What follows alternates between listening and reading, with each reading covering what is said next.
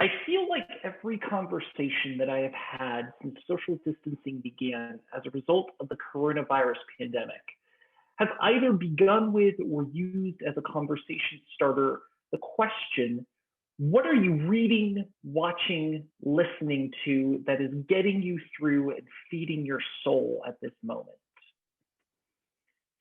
Indeed, after over a year of my husband and I being at home in self-isolation, we have exhausted almost every possible recommendation that the Netflix algorithm can suggest for us.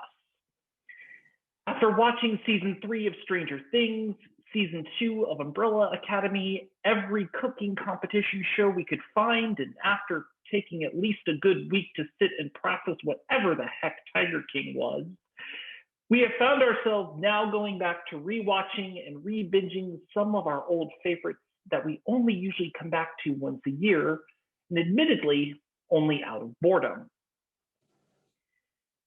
But the question that people are asking goes beyond simply the what that people are reading or watching. The important part that people are trying to hear is what is getting you through and feeding your soul. We are all currently engaged in a collective struggle to adapt to a massive change in our way of life that none of us ever imagined. As simple as the request to stay home and wear a mask is, the reality of the global health crisis that we are involved in has many of us filled with a sense of uncertainty. Some of us, especially extroverts like myself, are wondering whether or not we are ever going to go back to some semblance of normal life again. And even if we do, is it going to be safe? What people are looking for in our answer to the question is a sense of hope, something that will allow them to feel good for at least a brief moment of 13 episodes, that things are going to be okay, and that the reality of life does not have to be quite as scary as it seems.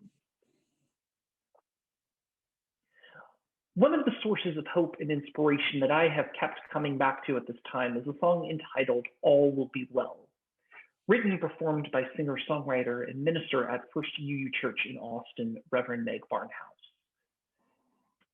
The song is inspired by a time when Reverend Meg was reading the book Revelations of Divine Love by 14th century English mystic Julian of Norwich.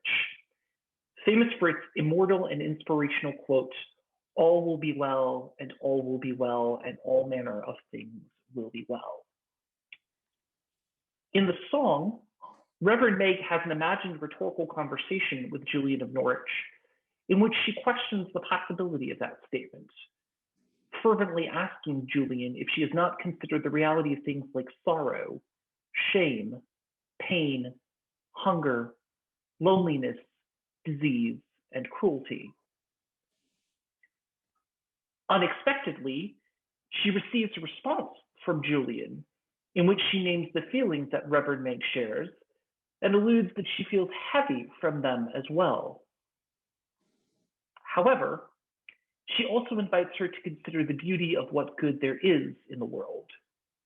Things like tenderness, love, friends, and the spirit.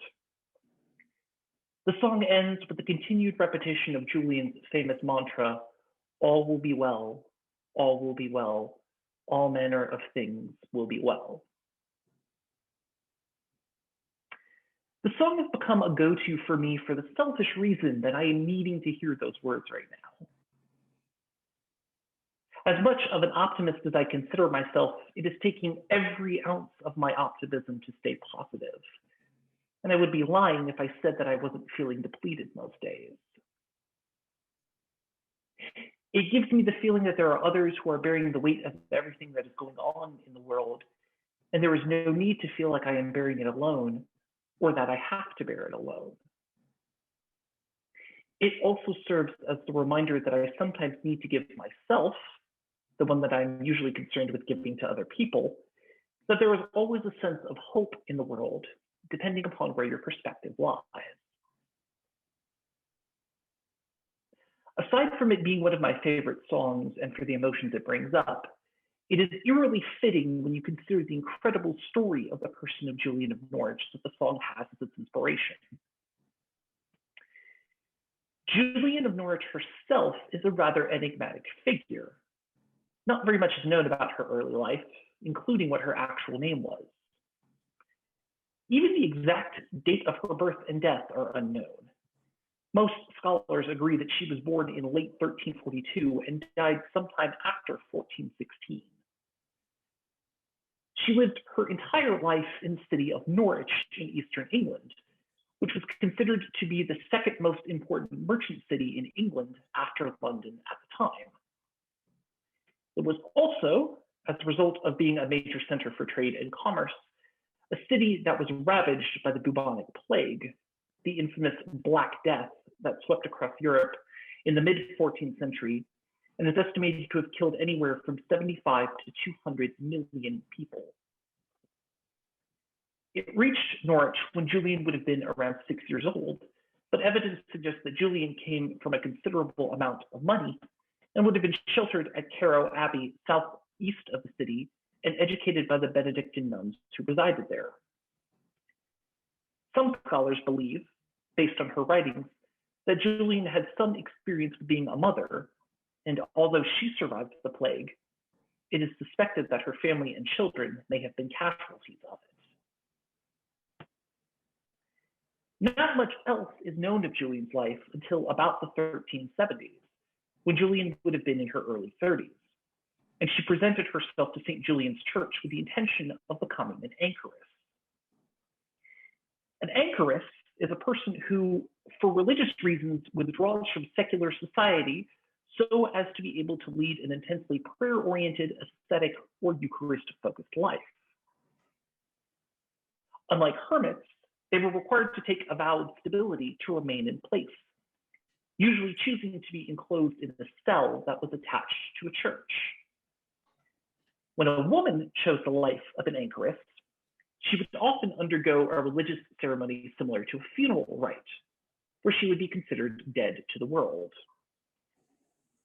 For the rest of their lives, they would usually lead a life of confined isolation, poverty, and chastity.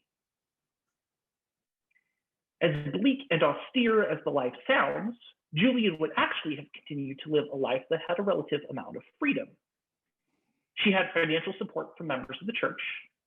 She would have been permitted to make clothes to give to the poor, and she would have provided prayer, advice, and counsel to visitors. In fact, Julian was somewhat of a celebrity in her day, receiving visitors from prominent religious figures of the time, such as Marjorie Kempe and Walter Hilton. Yet it is her revelations of divine love, considered to be the earliest surviving example of a book in the English language known to have been written by a woman, and the only surviving work of an English anchoress, that is perhaps her greatest legacy. It was written in 1373 and chronicles a time in Julian's life when she was seriously ill from an unidentified illness other than the Black Death, and was laying on what she believed to be her deathbed.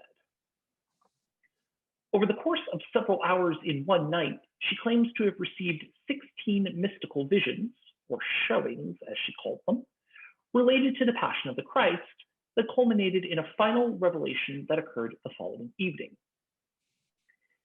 After making a full recovery from her affliction, she wrote an account of each of her visions in a manuscript called the Short Text. After taking her vows and becoming an anchoress, she continued to develop her ideas over several decades and produced a more extended version of her visions called the Long Text, which was first published in 1670 by English monk Serenus de Cressy. Originally written in Middle English, because Julian specifically wanted her text to be accessible to the common person, it was translated into modern English by Scottish translator Grace Warwick in 1901, and has become the versions of Revelation of Divine Love that we read today.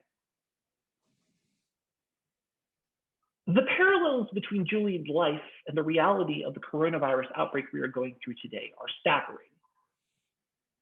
Julian had voluntarily chosen a life of self-isolation and was witness outside her window to one of the most crippling health crises that her world had yet seen. She also would have been a witness to changing political and social realities that were taking place in Norwich at the time. In 1381, the Peasants' Revolt was a major uprising that raged across large parts of England, a result of the economic disparities caused by the Black Death and the high taxes that were a result of the ongoing 100 Years' War. It erupted into violent confrontations in many parts of the country, especially Norwich. She would also have been a witness to continued religious strife that had been plaguing England between Catholics and Lollards, a pre-Protestant Christian movement that was protesting against the wealth of church leaders. The Lollards and their sympathizers were routinely rounded up by the local authorities and were publicly burned at the stake in the town square as an example to others. As St. Julian's Church sits on Main Street in Norwich, it is likely that if Julian did not personally witness the executions from the window of her cell, she would almost certainly be able to have heard the screams that came from the street below. In the midst of the world that Julian knew that was in chaos, Julian would have been alone in her cell with little to divert her attention from contemplating what was going on in the world outside the church. This was a time long before any kind of television or social media would have existed. Julian would have likely agonized about what was going on in the world and does not shy away from discussing the topic of suffering, made all the more profound by the fact that she was undoubtedly confronting the real possibility of her own mortality at the time. Revelation 13, which contains the famous quote, is Julian's desperate plea to the divine to provide her some sort of answer to everything that was going on, not unlike the similar conversation that takes place in Reverend Meg's song between her and Julian. The original quote in Revelations of divine love is, "All shall be well, and all shall be well, and all manner of things shall be well." The use of shall instead of will seems insignificant, as both words are used interchangeably today. The modern English translation would have favored the word will because it was more familiar to readers. But the word shall had a completely different context in the Middle English of Julian's day. In the 14th century Middle English that Julian was writing in, shall would have meant must. All must be well, and all must be well, and all manner of things must be well. In other words, the answer that Julian was receiving from the divine was a reassurance and a definitive guarantee that everything was going to be well, because the divine had already decided that it was going to be well. This, for me, is the perfect message of hope for this time of global pandemic. In the midst of what seems to be the darkest and most insurmountable of odds, there will always be a hope that will overcome everything and help see us through to better and more promising times. This is exactly what Julian is trying to get Reverend Meg to see in the song. That hope may end up manifesting itself in various forms, be they spirit, tenderness, love, or the company of friends, as Julian suggests, but they will always be present and bigger than all of the darkness that is present in the world. It also tells us that hope is transcendent. It will continue to be passed down and continue through time to conquer whatever darkness may be present. The message that we are left with is that we must find the moments of hope in the midst of crisis and chaos, however hidden and hard to find that they may be, and kindle and keep them close to us. They are some of the only things that we have that are giving us reason to get up and keep going in order to see another day through. But just as much as we need that spark of hope for ourselves and our lives, we need to make sure that we are finding ways to pass that hope along to others who are seeking it out and have yet to find it. Just as the divine was able to do for Julian, just as Julian was able to do for the Reverend Meg Barnhouse, And just as Reverend Meg Barnhouse has tried to do for us, may be something that we do for others. You never know. It just may be somebody's answer to the question of what is getting you through and feeding your soul at this moment. May it be so. Blessed be. Amen. Shalom. Assalamu alaikum. Namaste. Thank you all so much.